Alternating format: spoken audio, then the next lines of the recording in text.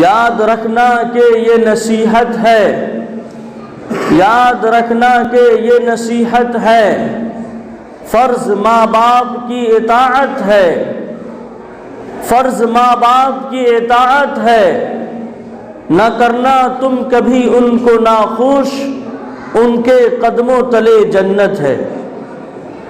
محترم معزز قابل قدر سامعین کرام، 15 پارہ کا تیسرا صفحہ اور تیسرا رکوع، سورۃ البنی اسرائیل، بنی اسرائیل کی آیت نمبر 23 اور 24 کے اندر اللہ تبارک و تعالی اپنا فیصلہ سناتا ہے۔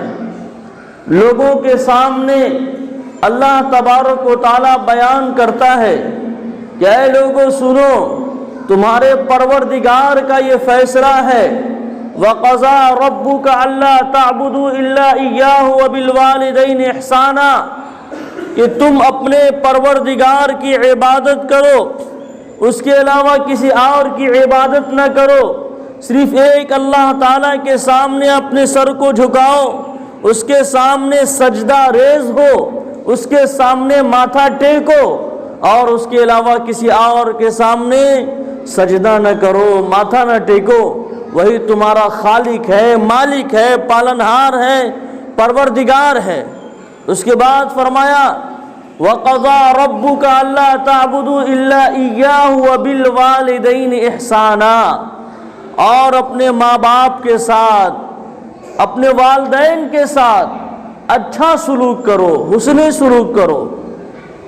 ایک اللہ ہے جو تمہارا خالق ہے، تمہاری تخلیق کی، آسمان سے اللہ تعالیٰ نے تمہیں ماں کے پیٹ میں اپنی طاقت اور قوت سے زمین پر پیدا کیا۔ یہ ماں باپ تمہارے وجود کا ذریعہ ہیں، ماں باپ تمہارے وجود کا وسیلہ ہیں۔ اگر ماں باپ نہ ہوتے تو تم بھی نہ ہوتے۔ وہ ایک الگ بات ہے کہ اللہ تعالیٰ ہر چیز پر قادر ہے اور سب کچھ کر سکتا ہے۔ آدم علیہ السلام کو اللہ نے بغیر ماں باپ کے پیدا کیا، پہلے انسان ہے۔ آدم علیہ السلام کا کوئی ماں نہیں، کوئی باپ نہیں، اس کو اللہ تعالیٰ نے اپنی قدرت کا مظاہرہ کیا، بغیر ماں باپ کے پیدا کیا۔ حضرت عیسیٰ علیہ السلام کو اللہ نے بغیر باپ کے پیدا کیا، صرف ماں سے پیدا کیا۔ یہ بھی اللہ کر سکتا ہے، اللہ کے لیے کوئی بڑی بات نہیں ہے۔ لیکن ان کے علاوہ ہر ایک کے لیے اللہ تعالیٰ نے اپنا قانون بنایا کہ جو بھی دنیا میں آئے گا اب ماں باپ کے ذریعے آئے گا، تو یہ اللہ کا قانون ہے۔ تو ماں باپ انسان کو دنیا میں لانے کا ذریعہ ہے۔ ایک حق اللہ کا ہے جو حقوق اللہ کہلاتا ہے، دوسرا حق بندے کا ہے جو حقوق العباد کہلاتا ہے۔ تو اللہ کے حق کے بعد جو سب سے بڑا حق بنتا ہے وہ ماں باپ کا حق بنتا ہے۔ ایک صحابی ہیں، وہ کہتے ہیں کہ میں نے اللہ کے رسول صلی اللہ علیہ وسلم سے سوال کیا اور پوچھا کہ ہمارے والدین کا حق ہمارے اوپر کیا ہے؟ تو اللہ کے رسول صلی اللہ علیہ وسلم نے ارشاد فرمایا ہما جنتک و نارک، کہ کان کھول کر کے سن لو، وہی تمہاری جنت ہے اور وہی تمہاری جہنم ہے۔ کیا مطلب؟ کہ اگر تم نے ان کی خدمت کی، ان کے دل سے دعائیں لی، ان کو خوش رکھا، ان کو راضی رکھا، تو اللہ تعالیٰ تم کو جنت کے اندر داخل کر دے گا۔ جنت میں 2 دروازے ماں باپ کی خدمت کرنے والوں کے لیے کھول دیے گئے ہیں۔ جنت کے 2 دروازے خاص کر دیے گئے ہیں۔ ان دروازوں میں وہی جائے گا جو ماں باپ کی خدمت کرنے والا ہوگا، ماں باپ کی بات ماننے والا ہوگا، ماں باپ کی اطاعت کرنے والا ہوگا، ماں باپ کی فرما برداری کرنے والا ہوگا۔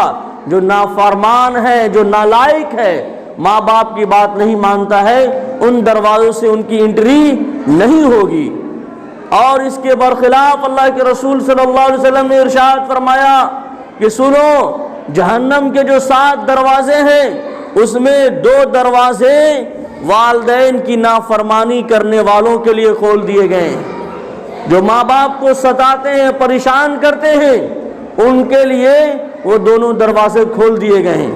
ان میں انہی لوگوں کو ڈالا جائے گا جو ماں باپ کا نافرمان ہے، اس کی بات نہیں مانتا ہے۔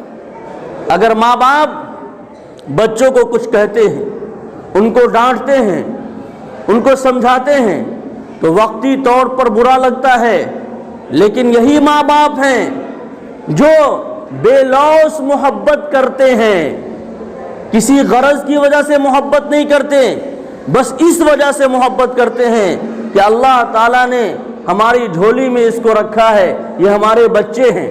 اس لیے آپ دیکھتے ہوں گے کہ اگر کسی کا بچہ اندھا پیدا ہو جائے، کسی کا بچہ ننگرا لولہا ہو، کسی کا بچہ بستر سے نہ بھی اٹھتا ہو، تو ماں باپ اس کو پالتا ہے، پوستا ہے، جوان کرتا ہے، جب تک اس کی زندگی ہوتی ہے، جہاں تک ہوتا ہے وہ اپنے دھن من سب کو اس پر لگا دیتا ہے، مال و دولت کو اس کے اوپر خرچ کر دیتا ہے۔ تو دنیا کے اندر ایک ہی ایسی ذات ہے جو بغیر لالچ کے بے لوث خدمت اپنے بچوں کی کرتی ہے، اس کو پڑھاتی ہے، اس کو آگے بڑھانے کی کوشش کرتی ہے۔ ماں باپ سوچتے ہیں کہ ہم نہیں پڑھ پائے، ہم ڈاکٹر انجینئر نہیں بن پائیں، ہمارے بچے ڈاکٹر بن جائیں، انجینئر بن جائیں، ہم پروفیسر نہیں بن پائیں، ہمارے بچے پروفیسر بن جائیں، لیکچرر بن جائیں، سائنٹسٹ بن جائیں، عالم دین بن جائیں، حافظ قرآن بن جائیں، امام صاحب بن جائیں، مؤذن صاحب بن جائیں۔ تو یہ خواہش کرنے والے ماں باپ ہوتے ہیں۔ ان کے علاوہ دوسرے لوگ وہ ٹانگ پکڑ کے کھینچتے ہیں، وہ سوچتے ہیں کہ ہمارے گھر سے آگے نہ بڑھ پائے، ہمارے خاندان سے زیادہ تعلیم حاصل نہ کر پائے، ارے یہ کیسے ہو گیا کہ اتنا آگے پڑھ گیا ہے، چلو اس کو پیچھے کرو۔ تو اس طریقے کے سوچ رکھنے والے آج کل زیادہ لوگ پائے جائیں گے، اور آپ کو آگے بڑھانے والے بہت کم لوگ پائے جائیں گے۔ ہاں، کچھ مخلص استاد ہوتے ہیں، کچھ مخلص ٹیچر ہوتے ہیں جو دیکھتے ہیں کہ یہ بچہ محنت کر رہا ہے، چلو اس کو آگے بڑھایا جائے، چلو یہ ہم سے بھی بڑا کیا ہے کہ عالم دین بن جائے، ہم سے یہ بڑا حافظ قرآن اور قاری قرآن بن جائے۔ تو جو مخلص استاذ ہوتے ہیں یہ کوشش کرتے ہیں، ان کے علاوہ دنیا میں آپ کو کوئی نہیں ملے گا۔ تو اس لیے ماں باپ کی ڈانٹ ڈپٹ کو، ماں باپ کی تنبیہ کو آپ نعمت سمجھیں۔ آپ کو اس دن سمجھ میں آئے گا جب یہ سایہ آپ کے سر سے اٹھ جائے گا۔ درخت پھل دینا بند بھی کر دیتا ہے، درخت پھل دینا بند بھی کر دیتا ہے، پھر بھی اس کے سائے سے لوگوں کو فائدہ ہوتا ہے۔ ماں باپ اگر کیا ہے کہ آپ کے بستر پر بھی ہیں، کوئی کام نہیں کر رہے ہیں، تو بھی آپ کو اس کے سائے سے فائدہ مل رہا ہے۔ جس دن یہ چلے جائیں گے پھر آپ کو سمجھ میں آئے گا، اور لوگوں کو سمجھ میں آتا ہے، آ کے شکایت کرتے ہیں کہ امام صاحب ہمارے والد صاحب بستر پر تھے تو اس وقت کوئی نہیں کہا، آج ہم گھر بنانے کے لیے تیار ہوئے، چاروں طرف سے لوگ کریں اتنا ادھر سے ہمارا ہے، اتنا ادھر سے ہمارا ہے، اور اتنا ادھر سے ہمارا ہے، کیوالا نکالو اور کھتیان نکالو۔ لیکن جب ہمارے والد بستر پر تھے، کچھ نہیں کر سکتے تھے، تو کسی کی ہمت نہیں ہوئی کہ ہمارے پاس آ کر کے اس طرح کی شکایت کرے۔ اسی طریقے سے ماں کے بارے میں بھی لوگ کہتے ہیں۔ تو دوستو بزرگوں، یہ ماں باپ ہمارے لیے بہترین اللہ تبارک و تعالیٰ کی طرف سے نعمت ہے۔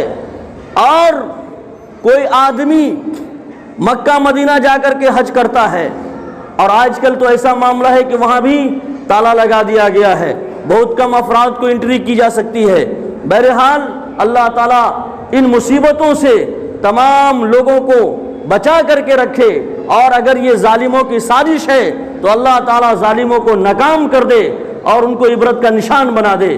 تو میں عرض کر دوں آپ حضرات کے سامنے کہ کوئی آدمی وہاں جا کر کے حج کرے گا، اللہ کے رسول صلی اللہ علیہ وسلم نے ارشاد فرمایا کہ اے لوگو سنو، اگر تم اپنے والدین کو صرف محبت کی نگاہ سے دیکھ لو گے تو اللہ تعالیٰ مقبول حج کا ثواب عطا فرمائے گا۔ جو نفلی حج ہوتا ہے، مقبول حج، یہ کوئی ضروری نہیں کہ 4 لاکھ 5 لاکھ روپیہ آپ خرچ کر کے جائیں تو آپ کا حج مقبول بھی ہو جائے، قبول بھی ہو جائے، یہ ضروری نہیں ہے۔ لیکن اگر آپ ماں باپ کو محبت کی نگاہ سے دیکھ لیتے ہیں، ایک گلاس پانی لا کے دے دیتے ہیں، ابو چائے پی لیجئے، ابو کھانا کھا لیجئے، امی کھانا کھا لیجئے، امی کا پاؤں دبا دیتے ہیں، سر میں تیل لگا دیتے ہیں، والدین کی خدمت کر دیتے ہیں، اللہ تعالی حج مقبول کا ثواب عطا فرمائے گا۔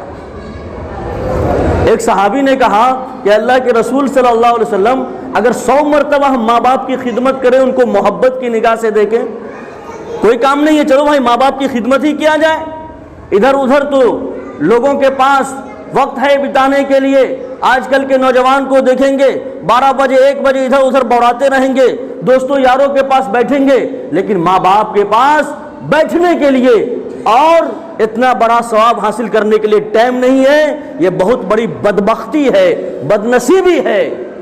جب تک 4 پیسے ہوتے ہیں سب ہنس کر ملتے ہیں، جب تک 4 پیسے ہوتے ہیں سب ہنس کر ملتے ہیں، نہیں پوچھتا مفلسی میں کوئی جناب کیسے ہیں۔ جو آپ کے دوست یار 12 بجے 1 بجے تک آپ کی لائف کو برباد کر رہے ہیں، آپ کے پاس مصیبت آئے گی، آپ کو بی ایڈ کرنا ہے 2 لاکھ روپیہ مانگیے، کتنے دوست آپ کے بی ایڈ کروا دیں گے؟ جب ضرورت پڑے گی کوئی کام نہیں آئے گا، اور ہنسی مذاق کر کے وقت برباد کرنے میں سب کام آئے گا۔ ماں باپ کے پاس بچہ بیٹھتا ہے تو اس کو دلی خوشی ہوتی ہے کہ یہ ہمارا بیٹا ہے، یہ عالم دین ہے، تو صرف بچہ کو دیکھ کر کے اس کی آنکھ ٹھنڈک حاصل کرتی ہے۔ جس طریقے سے ماں باپ دنیا سے محنت کر کے، دکان سے محنت کر کے، تجارت سے محنت کر کے لوٹتے ہیں، گھر میں آتے ہیں، اپنے ننھے منھے بچے کو دیکھتے ہیں، مسکراتا ہے، ابو بولتا ہے، تو ماں باپ کی تھکان دور ہو جاتی ہے۔ تو اسی طریقے سے اگر ماں باپ آپ کے بستر پر ہیں، آپ ان کے پاس بیٹھیں گے، محبت کی باتیں کریں گے، ماں باپ کی پریشانی تکلیف لے گا بالکل ہلکی ہو گئی، دور ہو گئی۔